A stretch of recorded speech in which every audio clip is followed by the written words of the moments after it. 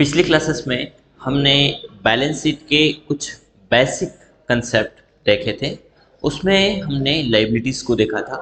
आज हम दोबारा से उसको एक बार रिवाइज करेंगे।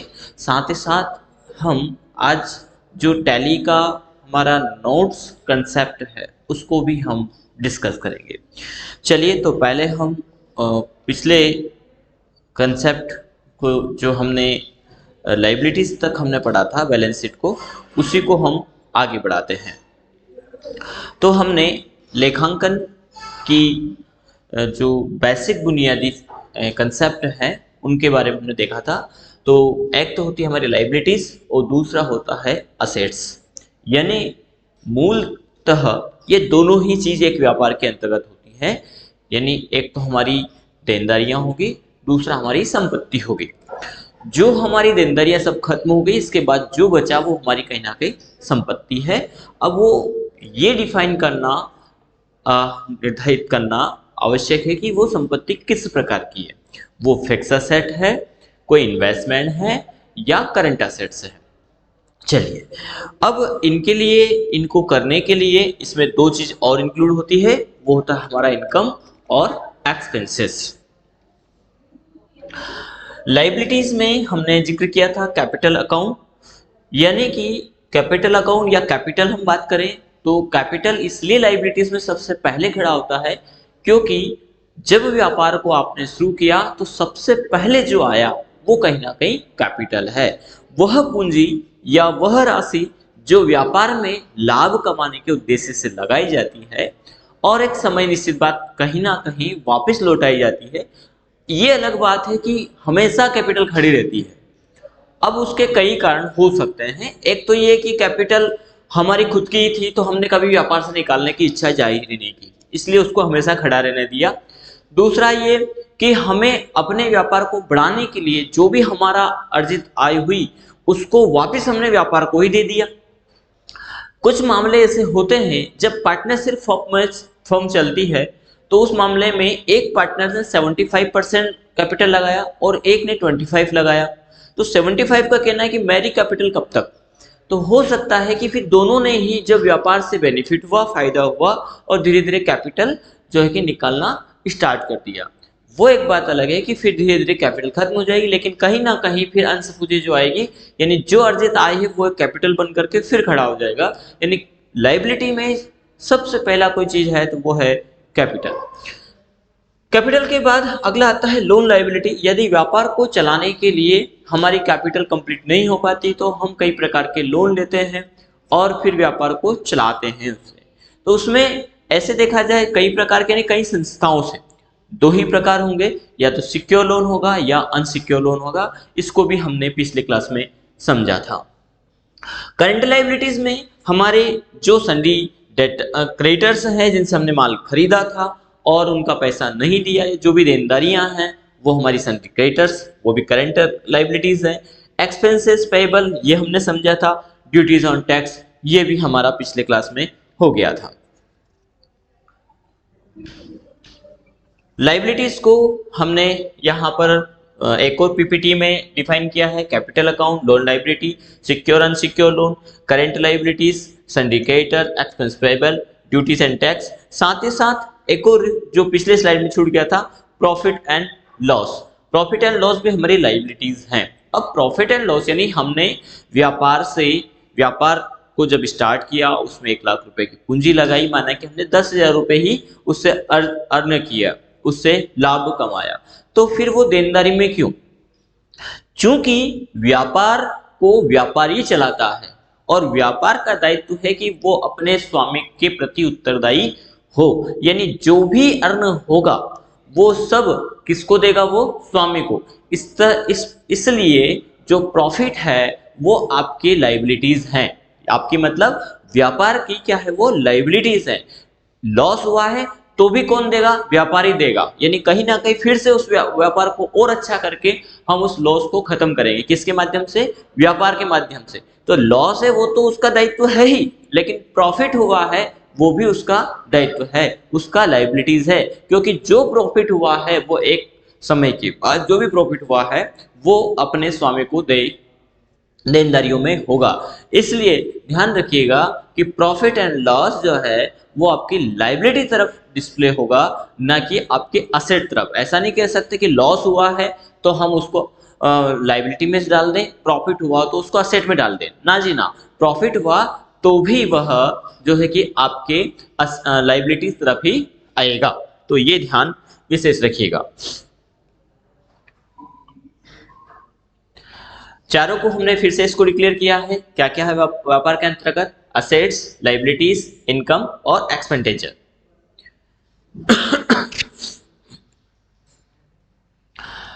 असेट्स की बात करें तो असेट्स में हमारा फिक्स असेट। फिक्स असेट क्या है?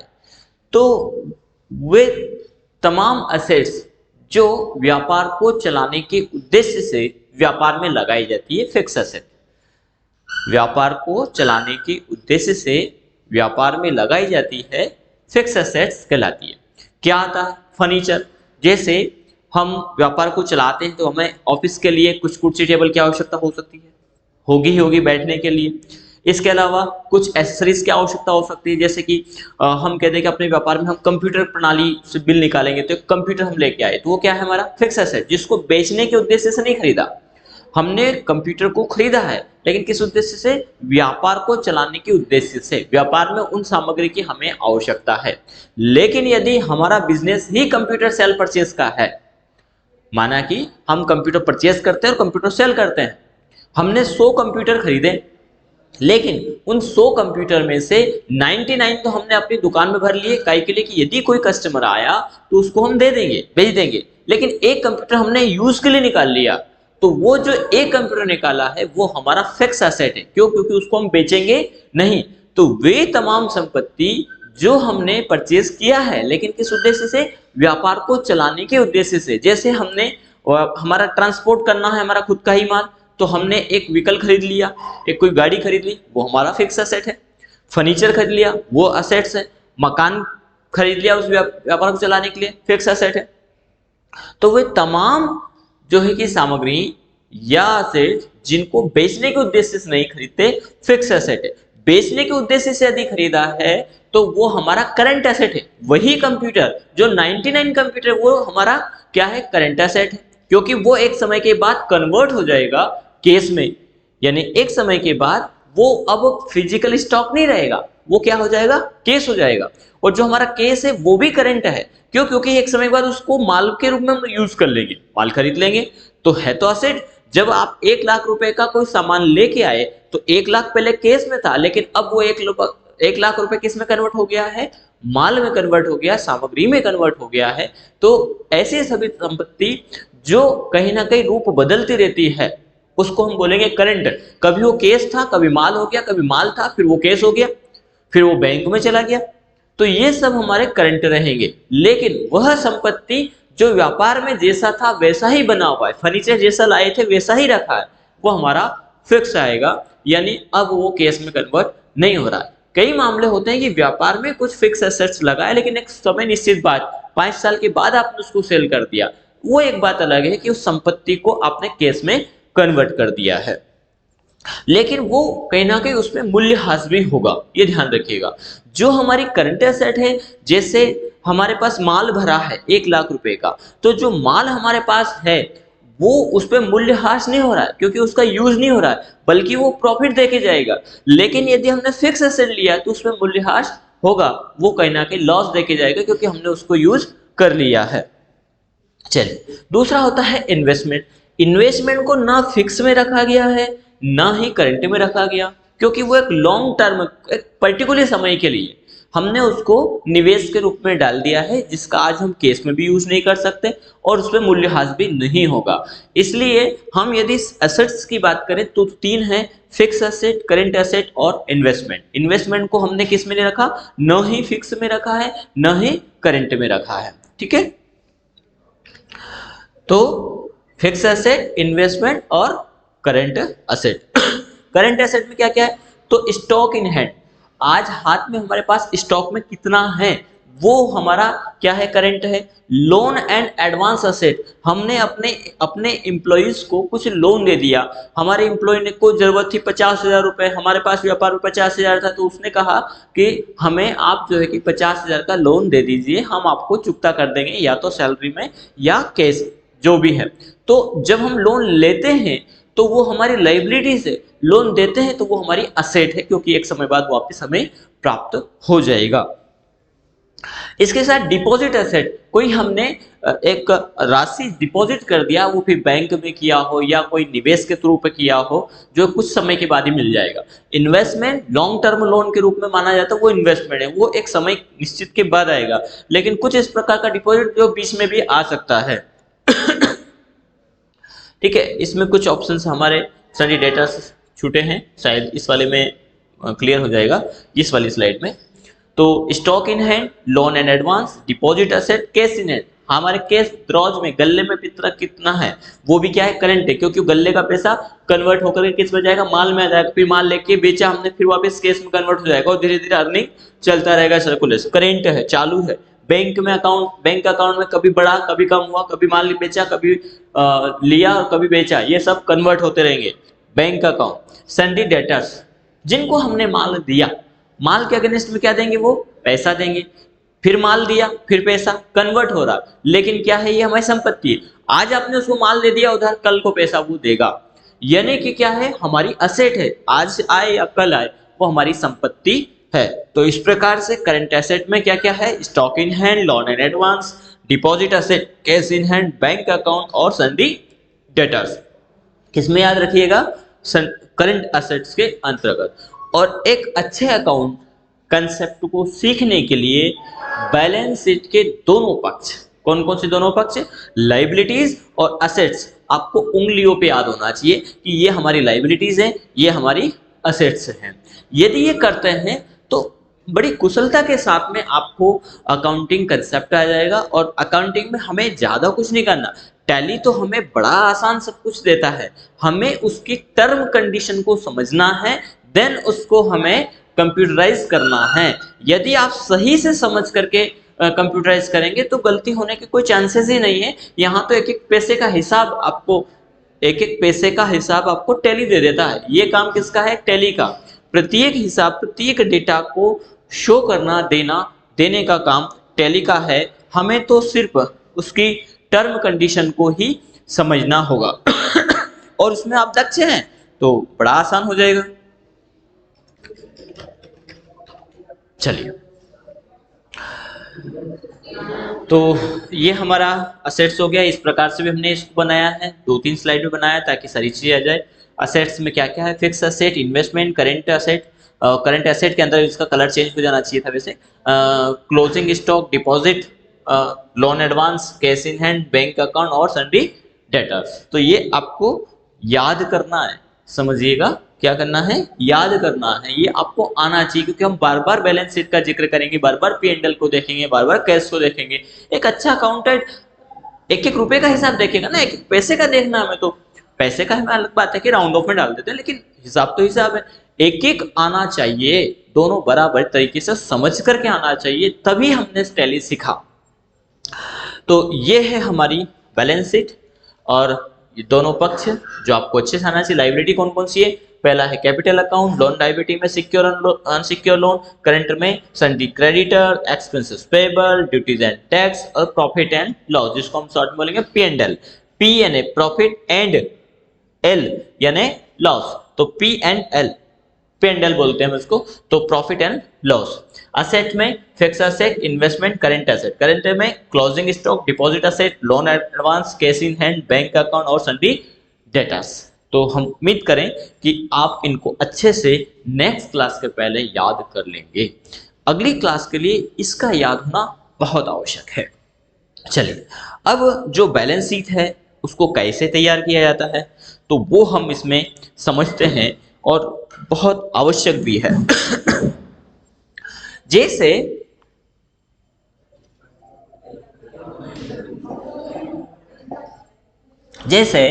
हमने जो है कि 2 लाख रुपए से कोई व्यापार शुरू किया, तो ये 2 लाख हमने माना कि पूंजी के रूप में लगाए। ये हमारा क्या है, कैपिटल गेन किया। ठीक है, हमने 2 लाख रुपए पूंजी लगाई, कैपिटल लगाई, किसको, व्यापार को। अब ये 2 लाख जब लगाया तो रखा कहाँ, बोले कि 1 लाख तो हमने अपने केस में रख लिए, गल्ले में लाके रख लिए 1 लाख रुपए, ये 1 लाख हमने गल्ले में रख दिए, और 1 लाख को हमने बैंक में डलवा दिया। ठीक है, ये 2 लाख रुपए हो गए। यानी इधर का पक्ष आप देखेंगे 2 लाख है और इधर का पक्ष भी आपका 2 लाख है। बैलेंस शीट नाम ही इसलिए दिया गया, दोनों पक्ष इसके बराबर हो।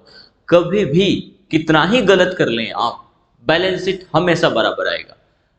गलत एंट्री भी होगी तब भी बैलेंस शीट बराबर आएगा, ये ध्यान रखना। बैलेंस शीट हमेशा बराबर होता है, क्योंकि एक पक्ष यहां से उठा है, पैसा तो यही है, जो पैसा आया उसके अलावा यदि कोई पैसा अलग से आया है, कोई सी सर्विस का आया है, तो वो हमारी संपत्ति हो जाएगी। किसके अगेंस्ट आया है, उसके थ्रू आ जाएगा वो, तो दोनों ही बराबर होगा। चलिए अगला हम एंट्री लेकर के चलते हैं कि हमने 2 लाख रुपए से बिजनेस शुरू किया, हमने कोई लोन यहां पर नहीं लिया, लेकिन हमने अपने कर्मचारी को 2000 रुपए सैलरी के दे दिए। अब उस सैलरी के 2000 दिए कहां से, बोले केस दे दिए। तो जब 2000 दिए तो हमारा केस क्या होगा, कम हो जाएगा। तो अब हमारे केस में कितना बचेगा, अब हमारे केस में बचेगा 98,000। यानी अब भी आपका जो बैलेंस है वो बराबर आएगा। ठीक है, अब आपने दिया कितना वो यहां पर जो है कि शो होने लगेगा। फिर अगला हम बात करें तो यहां पर केस में से हमारे पास पैसा चला गया है जो हमारे P&L में यानी प्रॉफिट एंड लॉस में चला जाएगा। ये जो एक्सपेंसेस है ना, ये P&L में लॉस में चला गया, क्योंकि प्रॉफिट कुछ कमाया नहीं हमने, और 2000 रुपए क्या दे दिया, हमने सैलरी दे दी, एक्सपेंसेस हो गया हमारा। हालांकि ये तो करंट लाइबिलिटीज है, ये प्रॉफिट एंड लॉस में चला जाएगा। 2000 रुपए जो दिए हैं आपने, ये आपका किस में चला जाएगा, माइनस हो जाएगा 2000 रुपए, और इस प्रकार से दोनों पक्ष आपके बराबर हो जाएंगे। अगला हमने माना कि 50,000 रुपए का माल खरीद लिया, जिसको हम बोलेंगे क्लोजिंग स्टॉक। तो 50,000 रुपए यहां पर आ जाएगा क्लोजिंग स्टॉक। कैसे खरीदा, माना कि हमने बैंक से खरीदा, तो बैंक में कितने बचेंगे, 50,000। अभी कितने थे, 1 लाख। जब हमने 50 का माल खरीदा तो 50 में चले जाएंगे और वो कहां आ जाएगा, क्लोजिंग स्टॉक में आ जाएगा। अब यदि आपके पास 50,000 का स्टॉक है और आपको जो है कि 5,000 का माल आपने बेच दिया, तो यहां पर बचेगा 45। बेच दिया मतलब सन्डी क्रेडिटर से लेना है, डेटर से लेना है, तो ये 5,000 यहां आ जाएगा। ये आपको एक बेसिक कंसेप्ट वाइज देखना है कि कैसे बैलेंस शीट काम करता है। जैसे जैसे आप एंट्री करते जाएंगे वैसे वैसे ये चेंजेस होता जाएगा। अभी फिलहाल के लिए हमें एक बैलेंस शीट की राशि को मैनेज करके देखना है। ये तो हमने आपको लिखना बता दिया है यहाँ पर कि ऐसे मैनेज होता जाएगा। लेकिन माना कि हमारे पास कोई राशि है, ये देखिए बैलेंस शीट ये यहाँ पर। अब हम इस बैलेंस शीट की बात करें तो यहाँ पर 1 लाख रुपए का कैपिटल लगाया, सॉरी 1000 रुपए कैपिटल के लगाए गए। इसके बाद फिक्स एसेट में 800 रुपए हैं, इन्वेस्टमेंट में 200 रुपए हैं, यानी ऐसे देखा जाए तो 1000 यहीं हो गया है। लेकिन हमने कुछ माल खरीदा होगा, क्लोजिंग स्टॉक में 1000 का माल है हमारे पास। लोन एंड असेट्स है 250 रुपए, 1500 रुपए कैश इन हैंड है, बैंक में है 1700 रुपए, सन्डी डेटर्स के पास है 500 रुपए लेने हैं। यानी इधर का पक्ष और इधर का पक्ष दोनों का टोटल करेंगे तो क्लोजिंग बराबर आएगा, यानी बैलेंस शीट के दोनों पक्ष बराबर होते हैं। ये ऐसे लिखा जाता है। अब हम एक असाइनमेंट यहाँ पर देखते हैं। ये यहाँ दिया गया है और इसको हमें किधर जमाना है, बैलेंस शीट में सेट करना है। तब कैसे करें, तो सबसे पहला है कैपिटल। कैपिटल इसमें कितना लगाया, 20,000 रुपए, तो हम 20,000 यहां डाल देंगे। ठीक है, इसके बाद है सिक्योर लोन, 3,000 रुपए का लिया हमने, तो 3,000 रुपए। अनसिक्योर लोन, अनसिक्योर लोन है क्या यहाँ पे, नहीं है, चलिए आगे आएगा देखेंगे। ड्यूटीज एंड टैक्स के देने हैं हमें 2,000 रुपए, तो ड्यूटीज एंड टैक्स में 2,000 रुपए। इसके बाद सन्डी क्रेडिटर के 2500 रुपए देना है, सन्डी क्रेडिटर को 2500 रुपए यहां डाल दीजिए। फिर हमें एक्सपेंसेस पेबल के हैं 500 रुपए, यहां आप डाल दीजिए। इसके बाद सिक्योर लोन आ गया, देखिए तो 5000 रुपए, ऊपर क्या अनसिक्योर था, सॉरी ये अनसिक्योर में आना था 3000 रुपए और ये 5000 रुपए, ठीक है। फिक्स एसेट में है हमारे पास 12500, 12500। फिर इन्वेस्टमेंट है क्या, इन्वेस्टमेंट है हमारा 1000 रुपए का। फिर क्लोजिंग स्टॉक में है 1200 रुपए। डिपॉजिट असेट में है 5000 रुपए। लोन एंड एडवांस के हैं हमारे पास 1000 रुपए। केस इन हैंड में है हमारे पास 1800 रुपए। बैंक अकाउंट में है 2500 रुपए और सन्डी डेटर्स लेने हैं 8000 रुपए। ये दोनों पक्ष। अब इस अमाउंट और इस अमाउंट का आप टोटल करिए, इसका टोटल करना है आपको और इसका टोटल करना है। जब दोनों का आप टोटल करेंगे तब आप पाएंगे कि दोनों पक्ष बराबर है। आप करिए और कमेंट करके हमें बताइए टोटल क्या आ रहा है आपका।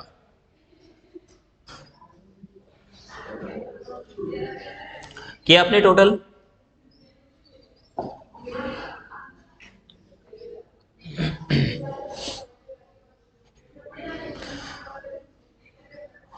आपका टोटल आएगा 33,000 रुपए, ये पक्ष और ये पक्ष, ठीक है। यदि इस प्रकार से आप कर पाए हैं तो फिर हम एक और एक्सरसाइज आपको देते हैं, ये वाली। इसमें आपको क्लासेस के समय कॉपी पेन लेकर के बैठना है प्रॉपर, और जहां आवश्यक हो उन डेटा को आप नोट करते जाइए।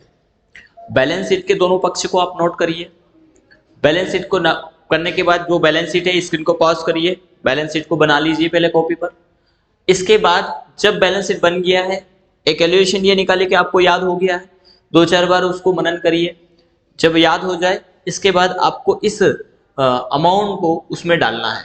Capital 2,50,000, fix asset, secure loan, फिर आपका closing stock, unsecure loan, investment, sundry creditors, payable, expenses payable, sundry debtors, duties and tax, deposit assets, profit and loss, cash in hand, bank account, loan and advance. ये सारी मदद आपको किस में डालना है? बैलेंस शीट में। तो बैलेंस शीट को आप खुद बनाएं इस प्रकार से, दोनों पक्ष कौन कौन से, लाइबिलिटीज और असेट्स। एक तरफ आपको लिखना है आपकी लाइबिलिटीज, एक तरफ लिखना असेट्स, यहाँ लिखना है अमाउंट, ठीक है। और एक के बाद एक इन राशि को आप लिखें, अमाउंट को उसमें डालें, दोनों पक्ष का टोटल करें। ये आपका आज का वर्क है। बैलेंस शीट जब आपको अच्छे से आ जाएगा, थोड़ा सा टफ लगेगा, इसके बाद आप क्या करें, अपने खुद से ही कुछ राशि लें। जैसे आपने 50,000 कैपिटल ले लिया, 50,000 रुपए से आपने बिजनेस शुरू किया, 50,000 में से 40,000 बैंक डाल दिए, तो उसको उठा करके बैंक में डाल दो। 10,000 रुपए आपने केस में ले लिए, तो ये पक्ष और ये पक्ष दोनों बराबर हो गए। फिर आपने माना कि मान ले, ऐसा मान करके बैलेंस शीट को बनाए, 10,000 रुपए का माल खरीद लिया, तो केस खरीदा, केस में से माइनस हो गया और किस में आ गया, वो क्लोजिंग स्टॉक में आ गया हमारा, जो हमारा केस इन हैंड भी कह सकते हैं, स्टॉक इन हैंड कह सकते हैं हम इसको। केस इन हैंड तो केस कहलाएगा, स्टॉक इन हैंड में जो हमारा सामान है या क्लोजिंग स्टॉक भी कह सकते हैं, स्टॉक हमारे पास कितना है उसको आप मान लें। इस प्रकार से आप एक बैलेंस शीट को बनाइए।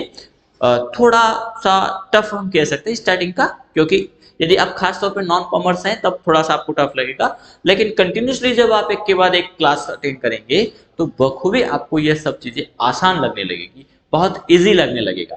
हो सकता है कि अभी आपको ऐसा लग रहा हो कि सर हवा में बातें कर रहे हैं, लेकिन जब कंटिन्यू आप जुड़ते जाएंगे बखूबी ये आसान हो जाएगा, ठीक है। तो ये जो हमारा अमाउंट है ये इस प्रकार से आना चाहिए, 4,44,560 इधर का टोटल और इधर का टोटल बराबर आएगा, दोनों पक्ष को जवाब, और बैलेंस शीट आपकी वेल होना चाहिए, अच्छा होना चाहिए, इस बात का विशेष ध्यान रखें।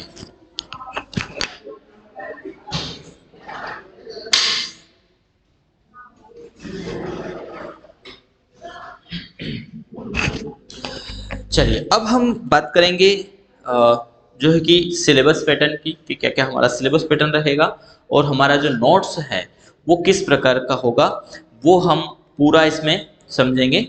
ये हमारा नोट्स पैटर्न है और जो नोट्स हमारे हैं वो तकरीबन 106 पेज के नोट्स हैं।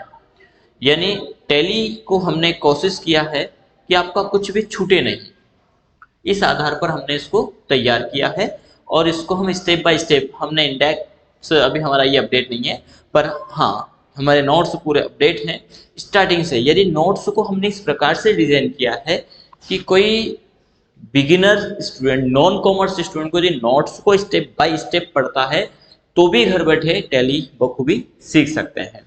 तो हम नेक्स्ट क्लासेस में सबसे पहले नोट्स को जिक्र करेंगे, नोट्स में क्या क्या इंक्लूड है और क्या मिलने वाला है। जब आप सब्सक्रिप्शन लेते हैं ऑनलाइन क्लासेस के लिए तो आपको उसमें क्या क्या मिलेगा, तो आपको नोट्स पूरा कंप्लीट मिलेगा और इस नोट्स के आधार पर हमारे सारे लेक्चर्स मिलेंगे, साथ ही साथ सपोर्ट मिलेगा। जब भी आपको आवश्यकता होगी कि सर यहाँ डाउट है, आप हमें मैसेज करिए।